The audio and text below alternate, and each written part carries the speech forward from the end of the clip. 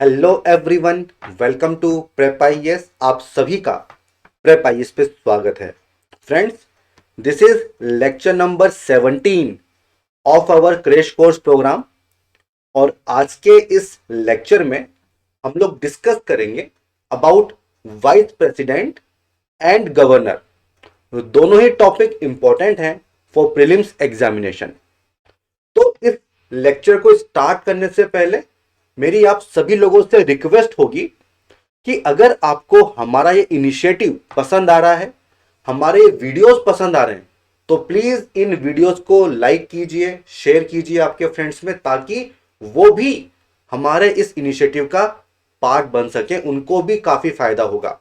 और हाँ, हमारे चैनल को सब्सक्राइब जरूर कीजिए, भूलना नहीं है। तो करोगे ना? चलिए अब स्टार्ट करते हैं आज का ये सेशन। और सबसे पहले हम बात करेंगे वाइस प्रेसिडेंट के बारे में। तो देखिए, इससे पहले वाले चैप्टर में हमने डिस्कस किया था अबाउट प्रेसिडेंट। ओके, तो जो वाइस प्रेसिडेंट हैं, सेकंड हाईएस्ट ऑफिस है इन द कंट्री, क्योंकि इनके ऊपर कौन है? President. Accorded a rank next to president in the official warrant of precedence. Okay, और ये जो ऑफिस ऑफ वाइस प्रेसिडेंट है, it is modelled on the lines of American vice president. But अगर हम कंपेयर करेंगे ना इंडियन वाइस प्रेसिडेंट को and American vice president को, तो काफी कुछ डिफरेंसेस हमें देखने को मिलते हैं। वो सब हम डिस्कस करेंगे थोड़ी देर के बाद। ओके, अब देखो article number 63, this is important. Okay, and according to this article there shall be a vice president of India. तो ये आर्टिकल आपको याद रखना होगा। Okay, there shall be a vice president of India. अब इनका इलेक्शन किस तरह से होगा? तो देखिए, हमने प्रेसिडेंट का इलेक्शन देखा था, तो प्रोसेस तो सेम ही है। वही सीक्रेट बैलेट होगा, वही प्रोपोर्शनल रिप्रेजेंटेशन होगा, वही सिंगल ट्रांसफरेबल वोट होगा, वो सब सेम है। बट जो इलेक्टोरल कॉलेज है उसकी मेंबरशिप चेंज हो जाएगी। तो देखिए, similar to president, vice president का इलेक्शन भी एक इनडायरेक्ट इलेक्शन होता है, जिसमें जो पीपल ऑफ इंडिया है वो डायरेक्टली पार्टिसिपेट नहीं करते हैं। तो कौन पार्टिसिपेट करता है? Members of both houses of parliament. तो लोकसभा एंड राज्यसभा के सारे मेंबर्स, भले ही आप इलेक्टेड हो या आप नॉमिनेटेड हो, फर्क नहीं पड़ता। ओके, दोनों ही पार्टिसिपेट करेंगे। अब देखो, अगर हम इस इलेक्टोरल कॉलेज को कंपेयर करें विद प्रेसिडेंट, तो क्या चीज आपको देखने को मिलती है? प्रेसिडेंट के केस में नॉमिनेटेड मेंबर्स पार्टिसिपेट नहीं करते थे, लेकिन यहां पे कर रहे हैं। इसके अलावा प्रेसिडेंट के केस में जो स्टेट असेंबलीज हैं उनका भी रोल था, बट यहां पे उनका कोई रोल नहीं है। तो क्वेश्चन ये आता है कि भाई स्टेट्स का यहां पे क्यों रोल नहीं है? तो इसका आंसर दिया था डॉक्टर अंबेडकर ने। उन्होंने क्या कहा कि भाई जब हम प्रेसिडेंट की बात करते हैं, प्रेसिडेंट, तो प्रेसिडेंट क्या है? हेड ऑफ द स्टेट है। तो प्रेसिडेंट की जो एग्जीक्यूटिव पावर है वो सेंटर स्टेट दोनों के एडमिनिस्ट्रेशन में एक्सटेंड होती है। तो इसलिए जरूरी है कि जब इलेक्शन हो तो उसमें स्टेट्स का भी पार्टिसिपेशन हो, इसलिए वहां पे रखा गया है। बट जब हम बात करते हैं वाइस प्रेसिडेंट की, तो इनका मेन फंक्शन क्या है? इनका मेन फंक्शन है राज्यसभा को प्रिसाइड करना, काउंसिल ऑफ स्टेट को प्रिसाइड करना, एंड केवल कुछ टाइम के लिए वो एक्टिंग प्रेसिडेंट होते हैं। तो इसलिए इसलिए इनके इलेक्शन में स्टेट्स को शामिल नहीं किया गया है। इस पे भी क्वेश्चन पूछा जाता है कि क्या रीजनिंग है, वो आपको पता होनी चाहिए। ओके, सो ये हो गया इलेक्शन। तो मेथड सेम है, secret ballot, proportional representation, single transferable vote, और ये पूरा प्रोसेस मैंने आपको एक्सप्लेन कर दिया था, एंड आई होप कि आपको दिक्कत नहीं होगी। ओके, तो ये तो हो गया इलेक्शन, और ये आपको मिलेगा आर्टिकल 66 में। ओके, आगे बढ़ते हैं। अब देखो क्या क्वालिफिकेशन होनी चाहिए। तो सबसे पहले सिटीजन ऑफ इंडिया होना चाहिए। Second, 35 years of age complete हो जानी चाहिए। एंड थर्ड क्या है, qualified for election as a member of Rajya Sabha. तो आप मुझे बताओ कमेंट सेक्शन में कि राज्यसभा का मेंबर बनने के लिए क्या क्वालिफिकेशन होनी चाहिए, वो आप मुझे बताइए कमेंट सेक्शन में। देखिए प्रेसिडेंट में क्या था, लोकसभा था, और यहां पे क्या है, राज्यसभा। तो यही छोटी छोटी चीजें होती हैं जिन पे यूपीएससी क्वेश्चन पूछ लेती है। इसके अलावा भाई ऑफिस ऑफ प्रॉफिट आपको होल्ड नहीं करना है, सेम चीज जो हमने देखी थी प्रेसिडेंट में। तो जो सिटिंग प्रेसिडेंट हैं, वाइस प्रेसिडेंट हैं, काउंसिल ऑफ मिनिस्टर्स हैं, चीफ मिनिस्टर हैं, प्राइम मिनिस्टर हैं, वो सब भी इसमें इसके लिए एलिजिबल होते हैं। उनके ऑफिस को ऑफिस ऑफ प्रॉफिट नहीं माना जाएगा, ये चीज आप लोग ध्यान रखना। ओके, आगे बढ़ते हैं। ओथ और अफर्मेशन, ये आपको मिलेगी आर्टिकल नंबर 69 में, आर्टिकल नंबर 69। तो भाई देखो इनकी जो ओथ है ना, आप उसको देखिए और कंपेयर करो विथ प्रेसिडेंट। प्रेसिडेंट में क्या लिखा था, टू डिफेंड द कॉन्स्टिट्यूशन, जबकि यहां पे ऐसा कुछ भी आपको नहीं मिलेगा। ओके, एंड ये जो ओथ है इसको कौन एडमिनिस्टर करवाएगा, प्रेसिडेंट और some person appointed in that behalf by him. तो आप देख सकते हो कि इतना इंपॉर्टेंट ये ऑफिस नहीं है, क्योंकि इतने क्लियर प्रोविजंस नहीं है। प्रेसिडेंट के केस में क्या था, चीफ जस्टिस ऑफ इंडिया, और अगर वो नहीं है तो सीनियर मोस्ट जज, है ना, ये हमने देखा था। बट यहां पे ऐसा कुछ भी नहीं है। तो ये हो गया ओथ और अफर्मेशन, आर्टिकल नंबर 69। अब आता है कंडीशन ऑफ ऑफिस, वो सेम ही रहेगी जो वहां पे था। Should not be a member of either house of parliament, Lok Sabha, Rajya Sabha, और हाउस ऑफ स्टेट लेजिस्लेचर, उसका मेंबर नहीं होना चाहिए। अगर मान लो एनी सच पर्सन जो मेंबर है, अगर वो वाइस प्रेसिडेंट बन जाता है, he is deemed to have vacated, ऐसा मान लिया जाएगा कि आपने वो जो हाउस में जो आपकी सीट है आपने उसको वैकेट कर दिया है। on which date on which he enters upon his office as vice president, okay, and should not hold any office of profit. I hope this is clear. आगे बढ़ते हैं। अब आता है term of office, article number 67। तो भाई term तो इनकी 5 इयर्स की होती है, बट कहां से आपको काउंट करना है, from the date on which he enters upon his office. तो ये चीज इंपॉर्टेंट है, इस पे यूपीएससी घुमा देगी कि आपको बेस लाइन क्या माननी है। तो the date on which he enters upon his office. अब देखो 5 साल का टर्म है, बट आप उससे पहले भी अपना ऑफिस खाली कर सकते हो, आप रिजाइन दे सकते हो।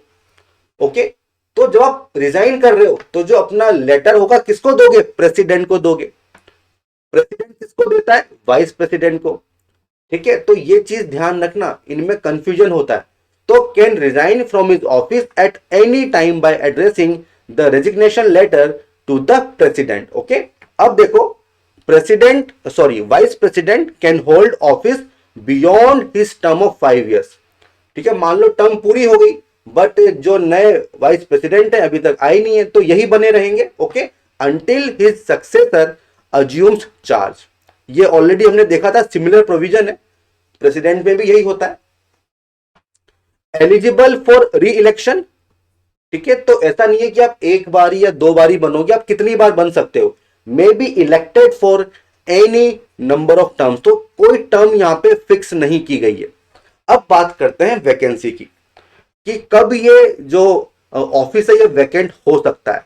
तो भाई एक तो इनकी टर्म पूरी हो गई हो 5 साल की, ठीक है, तो अगर ये केस है तो an election to fill the vacancy must be held before the expiration of the term. तो यही प्रोविजन था प्रेसिडेंट में भी। तो अगर आपका टेन्योर पूरा हो रहा है 5 साल का, तो उससे पहले इलेक्शंस करवाने हैं।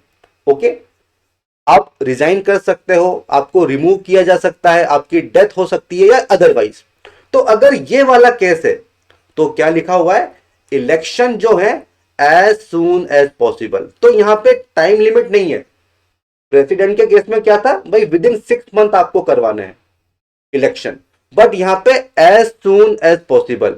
ठीक है, after the occurrence of the vacancy. Okay, और जो न्यूली इलेक्टेड वाइस प्रेसिडेंट होंगे वो फुल 5 ईयर की टर्म के लिए आएंगे। ये चीज ध्यान रखना, from the date he assumes charge of his office. Okay, तो ये छोटी छोटी चीजें हैं जिन पर क्वेश्चंस बनते हैं। तो देखो अगेन आप देख सकते हो कि इतनी इंपॉर्टेंस यहां पे नहीं दी गई है कि जल्दी से इलेक्शन करवाइए, ऐसा कुछ मेंशन नहीं किया गया है। अब भाई रिमूवल, देखो प्रेसिडेंट का होता है इंपीचमेंट, उनके अलावा बाकी सबका रिमूवल होगा। रिमूवल ऑफ सुप्रीम कोर्ट जजेस, हाई कोर्ट जजेस, ठीक है, वाइस प्रेसिडेंट, लेकिन इंपीचमेंट होता है प्रेसिडेंट का। ओके, आर्टिकल नंबर 67 में दिया हुआ है। तो भाई can also be remove from the office before completion of his term. तो उसके लिए पावर किसके पास है? पावर है राज्यसभा के पास। भाई राज्यसभा को प्रिसाइड करने का मेन काम है, तो राज्यसभा ही रिमूव कर सकती है देखा जाए तो यहां पे इफेक्टिव मेजोरिटी होनी चाहिए। देखिए लक्ष्मीकांत में गलत दिया हुआ है। ओके, इफ बट आप अगर देखोगे कॉन्स्टिट्यूशन तो इफेक्टिव मेजोरिटी यूज किया गया है। तो ये क्या होती है? इफेक्टिव स्ट्रेंथ ऑफ हाउस आपको देखना पड़ेगा, और ये क्या है? Total strength of house minus vacancies. ठीक है, तो वैकेंसीज को आपको माइनस करना होगा, तो effective majority. Okay, so majority of effective strength of the house, ये चीज आपको देखनी है। तो can be removed by a resolution of Rajya Sabha pass by an effective majority and agreed to by Lok Sabha. तो लोकसभा सिंपल मेजोरिटी,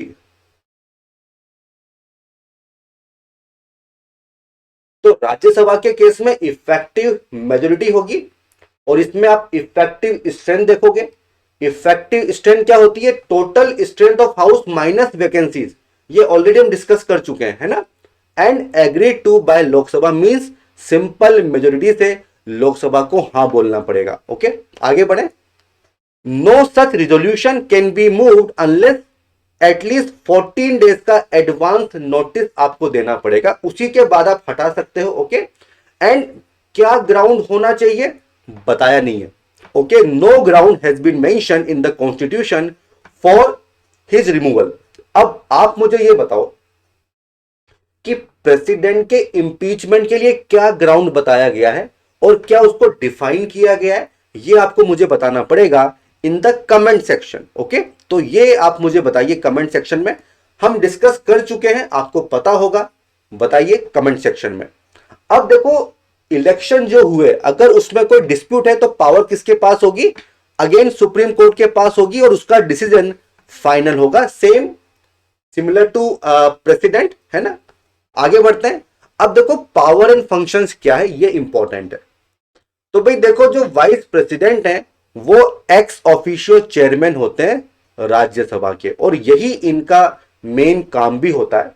बट मान लो कि प्रेसिडेंट की पोस्ट वैकेंट है, ठीक है, तो he will act as president when a vacancy occurs in the office of the president due to resignation, removal, death और otherwise. तो आप देख सकते हो कि मैक्सिमम 6 मंथ के लिए इस केस में आप प्रेसिडेंट की तरह एक्ट कर सकते हो। आप बनोगे नहीं, बट आप एक्टिंग प्रेसिडेंट रहोगे, क्योंकि भाई इस केस में 6 मंथ के अंदर इलेक्शन करवाने होते हैं, ये लिखा हुआ है। ओके, इसके अलावा देखो कभी कभी हो सकता है कि जो सिटिंग प्रेसिडेंट है he is unable to discharge his function, बीमार पड़ गए मान लो, अवेलेबल नहीं है, एब्सेंट है, तो उस केस में वाइस प्रेसिडेंट डिस्चार्ज करेंगे उनके फंक्शंस को। Okay, until the president resumes his office. Okay, तो ये तो सिंपल सी बात हम डिस्कस कर चुके हैं। अब देखो वाइल एक्टिंग एज प्रेसिडेंट और discharging the function of president, अगर वाइस प्रेसिडेंट जो है वो एक्टिंग प्रेसिडेंट बने हुए हैं, तब वो राज्यसभा के प्रिसाइडिंग ऑफिसर की ड्यूटी परफॉर्म नहीं करेंगे, ये बात ध्यान रखना। तो कौन करेगा उस समय? डेप्यूटी चेयरमैन ऑफ राज्यसभा, वो इस ड्यूटी को परफॉर्म करते हैं, और इस पे जो है और इस पे क्वेश्चंस पूछे जाते हैं। ओके, इस पे क्वेश्चंस पूछे जाते हैं। अब देखो अगला टॉपिक है Indian and American vice president. देखो हमने शुरू में कहा था कि जो Indian vice president it is modelled on lines of American vice president, but काफी कुछ डिफरेंसेस आपको देखने को मिलेंगे। देखिए,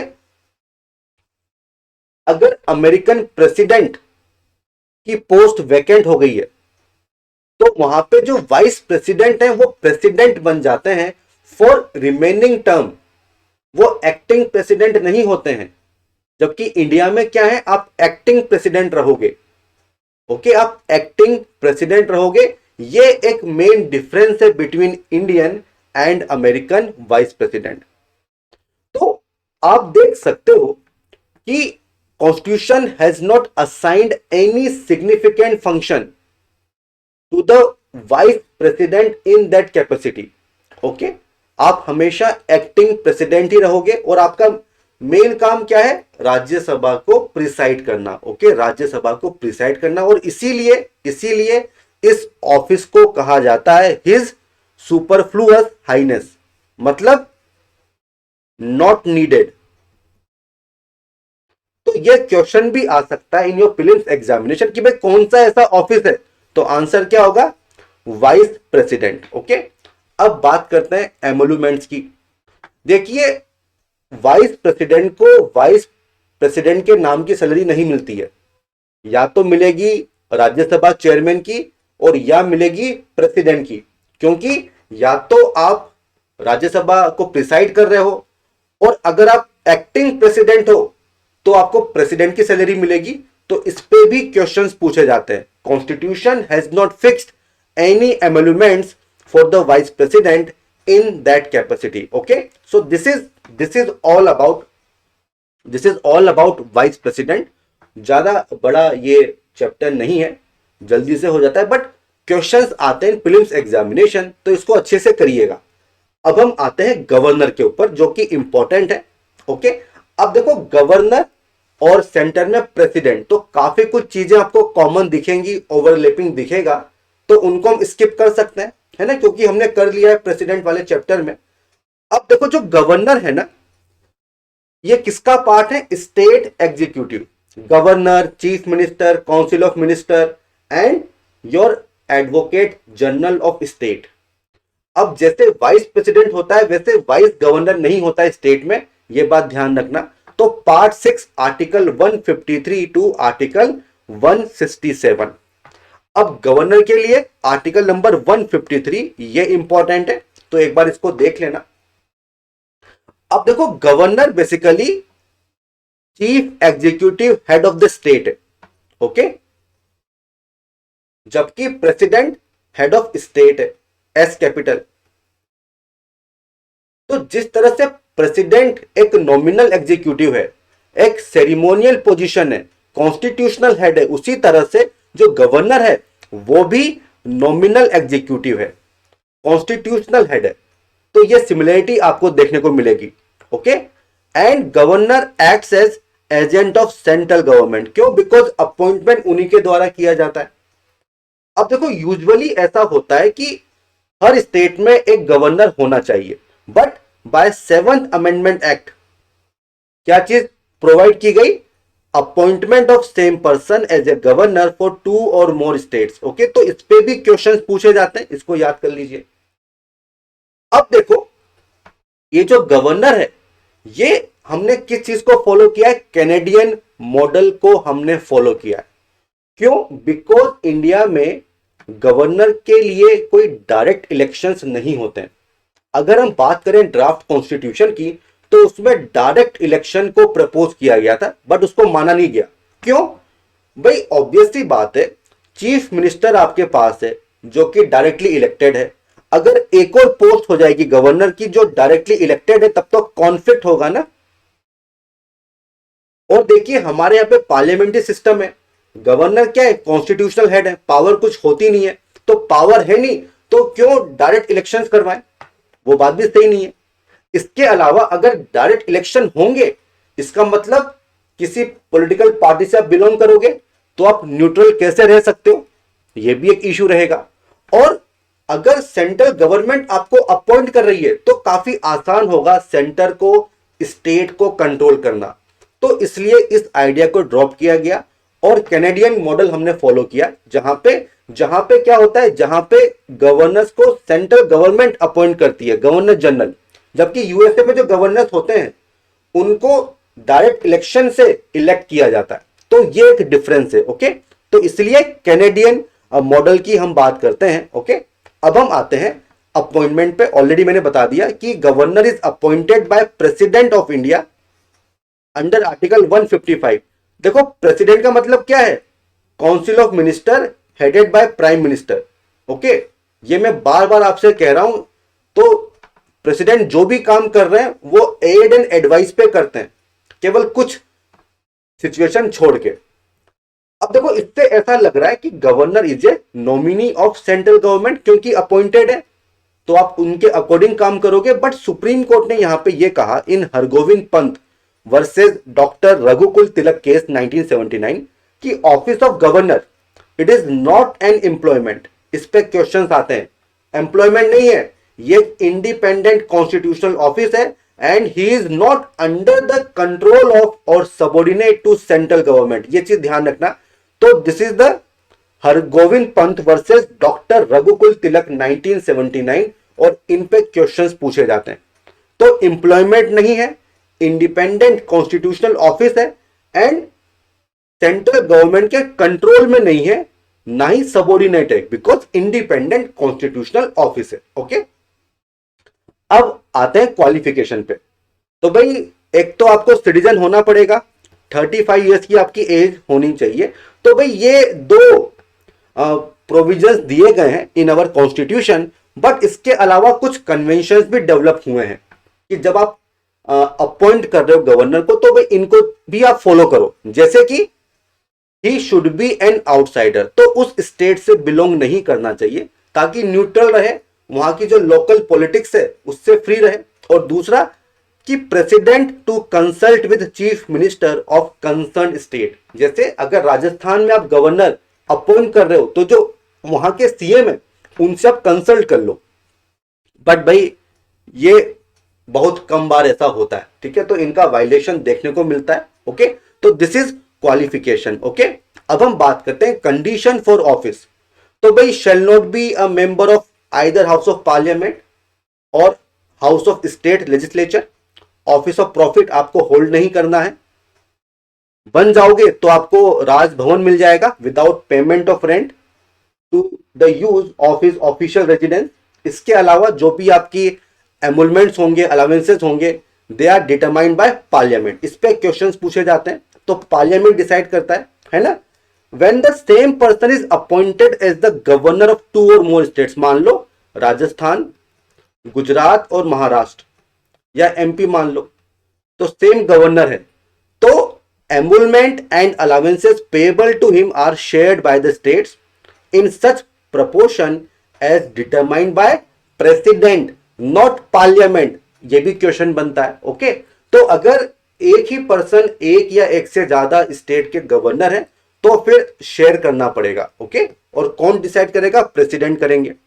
and his emoluments allowances can not be diminished during his term of office. तो एक बार जो फिक्स हो गया ना, आप उसको कम नहीं कर सकते हो during his term of office. This is condition for office, article number 158। जहां तक ओथ की बात है, आर्टिकल 159 में आपको मिल जाएंगी। और कौन दिलाएगा oath, chief justice of that state high court या फिर सीनियर मोस्ट जज, अगर वो अवेलेबल नहीं है तो इस चीज को ध्यान रखना।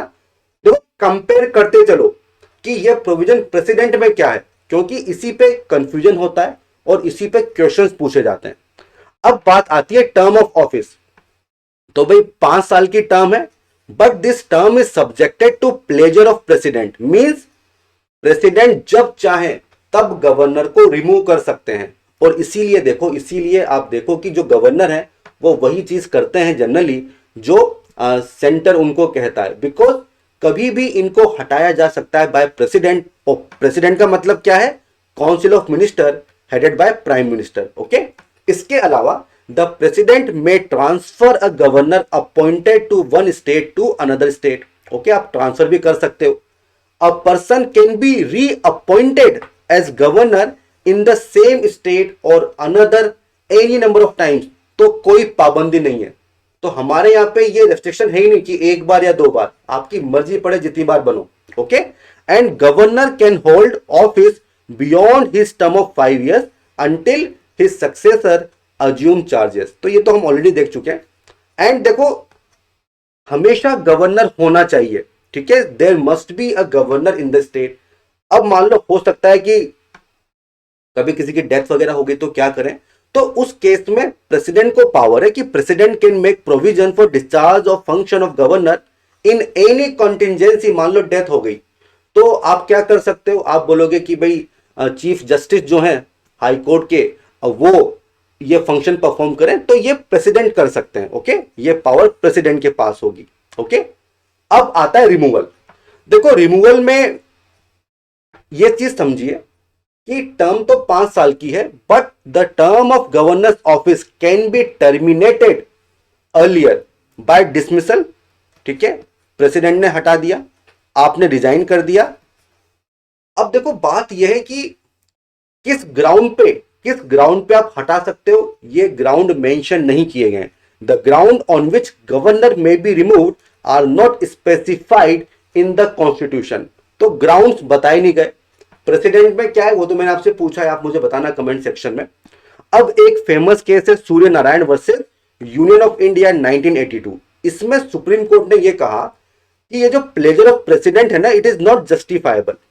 तो आपको कभी भी हटाया जा सकता है। There is no security of tenure, there is no fix term of office in case of governor. इस पे क्वेश्चन पूछे जाते हैं। He may be removed by president at any time, और इसीलिए गवर्नर उन्हीं की बात मानते भी हैं। ओके, तो ये रूट कॉज यही है। रूट कॉज क्या है? यही है क्योंकि उनको कभी भी हटाया जा सकता है। अब देखो, power and function similar to president, कुछ चेंजेस हैं। एग्जीक्यूटिव पावर्स होती हैं, लेजिस्लेटिव पावर्स होती हैं, फाइनेंशियल पावर्स होती हैं एंड जुडिशियल पावर्स होती हैं। हमने देखा था प्रेसिडेंट के केस में कि उनके पास डिप्लोमेटिक पावर भी है, मिलिट्री पावर भी है, इमरजेंसी पावर भी है, बट ये पावर्स गवर्नर के पास नहीं है। इनके पास एग्जीक्यूटिव पावर है, लेजिस्लेटिव पावर्स है, फाइनेंशियल पावर्स है एंड जुडिशियल पावर्स है। ओके, तो इनको एक बार देख लेते हैं ब्रीफ में, क्योंकि ऑलमोस्ट सेम ही है। फर्स्ट बात करेंगे एग्जीक्यूटिव पावर्स की। तो all executive actions of the government of the state formally taken in his name, ये वहां पे भी होता है प्रेसिडेंट के केस में। देन गवर्नर अपॉइंट करते हैं चीफ मिनिस्टर को, and on the recommendation of chief minister जो बाकी मिनिस्टर्स हैं उनको अपॉइंट किया जाता है। देन आप इंफॉर्मेशन सीख कर सकते हो फ्रॉम चीफ मिनिस्टर, ये हमने वहां पे भी देखा था। And can recommend the imposition of constitutional emergency to president, president rule के लिए रिकमेंड कर सकते हैं। अब देखो, ड्यूरिंग प्रेसिडेंट रूल हमने देखा था कि गवर्नर एडमिनिस्टर करते हैं with the help of chief secretary, तो बहुत सारी पावर्स इनके हाथ में आ जाती हैं। Also act as chancellor of state universities, ये भी इनकी एग्जीक्यूटिव पावर है। एंड अपॉइंटमेंट, जैसे कि एडवोकेट जनरल ऑफ स्टेट को अपॉइंट करना, उनका रेम्यूनरेशन डिसाइड करना, ठीक है, स्टेट पब्लिक सर्विस कमीशन के मेंबर्स, चेयरमैन को अपॉइंट करना, स्टेट इलेक्शन कमिश्नर को अपॉइंट करना, ये सब काम किसका होता है? ये काम होता है गवर्नर का। देन लेजिस्लेटिव पावर्स सेम रहेंगी, आप समन कर सकते हो, प्ररोग कर सकते हो, डिसॉल्व कर सकते हो, ठीक है। Then to address the legislature at the commencement of first session after each general election and first session of each year, ये सेम है प्रेसिडेंट वाला ही। Then he can appoint any member of state assembly to preside over his proceeding in case speaker deputy speaker के जो office है वो vacant है, तो आप किसी भी मेंबर को प्रिसाइड करने के लिए बोल सकते हो। Okay, then nomination 1/6 of members, ठीक है, वो भी पावर किसके पास होती है? गवर्नर के पास पावर होती है। देन 1 मेंबर को नॉमिनेट कर सकते हो from Anglo Indian community. Okay, then he decides on the question of disqualification of member of state assembly MLA in consultation with election commission, वहां पे ये पावर प्रेसिडेंट के पास थी। ओके, और क्या होता है? आप ऑर्डिनेंसेस प्रोमलगेट कर सकते हो, ऑलमोस्ट सिमिलर होते हैं, ठीक है।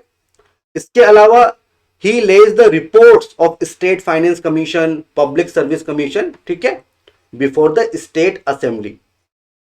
तो ये सब फैक्चुअल इंफॉर्मेशन है जो आपको याद होनी चाहिए। अब देखो, स्टेट असेंबली कोई बिल पास करती है तो वो एक्ट कब बनेगा, जब यहां से अप्रूवल होगा, ठीक है। तो भाई क्या क्या ऑप्शंस होते हैं, या तो आप असेंट दे दोगे, हाँ बोल दोगे, असेंट को विदहोल्ड कर लोगे, मना कर दोगे, या आप बिल को रिटर्न कर दोगे if it is not a money bill. Money bill को आप रिटर्न नहीं कर सकते हो, या तो हाँ बोलो या ना बोलो, but you can not return money bill. तो अगर बिल को रिटर्न किया है तब क्या होगा, तो स्टेट असेंबली उसको फिर से पास करेगी विद और विदाउट अमेंडमेंट। तो अगर पास किया फिर से भेजा तब फिर गवर्नर को हाँ बोलना पड़ेगा। अब ये तो 3 तरीके हो गए। इसके अलावा एक और ऑप्शन होता है, to reserve the bill for consideration of president. आप बिल को रिजर्व कर सकते हो, ये हम आगे देखेंगे इसमें क्या होता है, ओके। अब आती है फाइनेंशियल पावर, सेम है जो प्रेसिडेंट के पास होती थी। He sees that budget is laid before state legislature, ठीक है। मनी बिल, फाइनेंशियल बिल, उसके लिए इनकी प्रायर रिकमेंडेशन चाहिए होती है। No demand for grant can be made except on his recommendation, ठीक है। तो ये सब गवर्नर की फाइनेंशियल पावर है। वहां पे क्या था, कंटिजेंसी फंड ऑफ इंडिया, यहां पे कंटिजेंसी फंड ऑफ स्टेट। अगर इससे पैसा निकालना है तो गवर्नर के पास पावर है, okay. Then he constitutes a finance commission after every 5 years, ठीक है, to review the financial position of panchayat and municipalities. तो ये भी एक डिफरेंस है जो आपको याद रखना होगा। देन जुडिशियल पावर, एक तो हमने पार्डन वाली पावर देख ली थी, वहां पे मैंने एक्सप्लेन किया था कि क्या डिफरेंस है between pardoning power of president and governor, तो वो यहां पे रहेगा। इसके अलावा president may consult the governor while appointing the judges of concerned state high court। इसके अलावा जो डिस्ट्रिक्ट जजेज हैं उनका अपॉइंटमेंट, पोस्टिंग, प्रमोशन गवर्नर ही करते हैं in consultation with state high court, okay. अब बात करेंगे डिस्क्रिशनरी पावर ऑफ गवर्नर, और इस पे बहुत क्वेश्चंस आते हैं। तो देखो, पहले 163 पढ़ो समझो, उसको कंपेयर करेंगे विद 74, फिर बात करेंगे। देखो 163 क्या बोलता है कि there shall be a council of minister with chief minister at the head to aid and advise the governor, ठीक है। गवर्नर को आप एडवाइस दोगे, who in exercise of his function except in so far as he or by under this constitution required to exercise his function or any of them at his discretion. तो constitution खुद से ही कह रहा है कि governor के पास discretionary power होंगी, जबकि प्रेसिडेंट के केस में ऐसा नहीं है, मैं बताऊंगा भी आपको। तो एक तो ये डिफरेंस है कि कॉन्स्टिट्यूशन खुद कह रहा है कि गवर्नर के पास डिस्क्रिशनरी पावर्स होंगी। Then if any question arises whether any matter is or is not a matter as respect which the governor required to act in his discretion, the decision of governor in his discretion shall be final, okay. तो कौन सा matter discretion है या नहीं है, तो ये governor ही डिसाइड करेंगे। The decision of governor in his discretion shall be final. Are you getting this point, okay. And validity of anything done by the governor shall not be called into question on the ground that he ought or ought not to have acted in his discretion, क्योंकि खुद constitution कह रहा है कि उनके पास discretion होगा, okay. And decision of the governor in his discretion shall be final. अब हम बात करते हैं 74 की। यहां पे क्या लिखा हुआ है कि president act in accordance with such advice, ठीक है।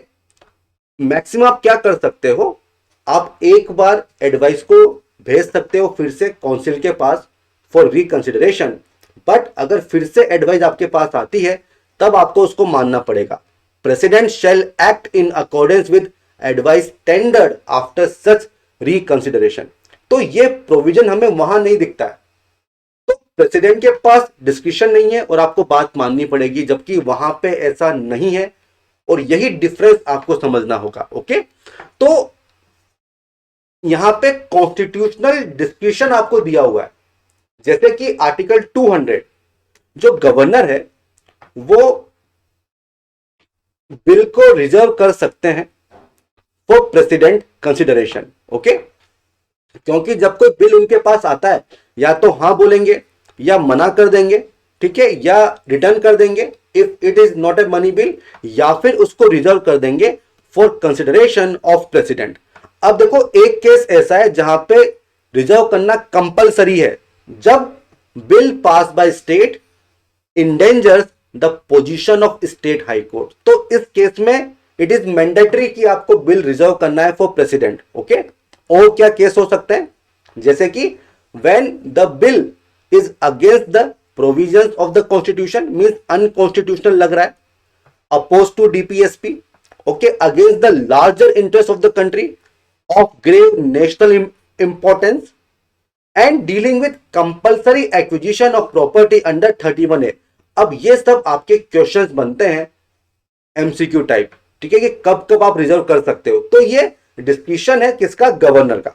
इसके अलावा आर्टिकल 356 आप रिकमेंड कर सकते हो प्रेसिडेंट रूल लगाने के लिए, तो ये भी आपका डिस्क्रिप्शन है। Then when he is given an additional charge as the administrator of UT, तो वहां पे आप खुद के डिस्क्रिप्शन पे डिसीजन ले सकते हो। जब आप किसी यूटी के एडमिनिस्ट्रेटर हो, आपको एडिशनल चार्ज दिया गया है। ओके, अब इसके अलावा सिचुएशनल डिस्कशन भी होते हैं, ये सेम है जो हमने देखा था कहां पे, प्रेसिडेंट वाले केस में। तो भाई appoint a new CM chief minister, अगर किसी भी सिंगल पार्टी के पास या कोलिशन के पास मेजोरिटी सपोर्ट नहीं है, तो भाई कौन सरकार बनाएगा, कौन सीएम होगा, ये गवर्नर डिसाइड करेंगे। And he can dissolve the assembly on the advice of CM who has lost majority support. Okay, ministry को आप डिसमिस कर सकते हो अगर आपके पास मेजोरिटी सपोर्ट नहीं है। ओके, तो ये सब चीजें ऑलरेडी हम देख चुके हैं। अब देखो इसके अलावा ना स्पेशल पावर है 371 में, जैसे गुजरात के लिए, महाराष्ट्र के लिए। तो बेसिकली आर्टिकल 371, इसमें गवर्नर्स को कुछ एडिशनल टास्क दिए गए हैं। And while the governor must consult the council of ministers but he act finally on his discussion. तो ये भी एक डिस्कशन दिया हुआ है अंडर आर्टिकल 371। देन जो 5th शेड्यूल एरिया है, जो 6th शेड्यूल एरिया है, वहां पे स्पेशल पावर्स दी हुई हैं।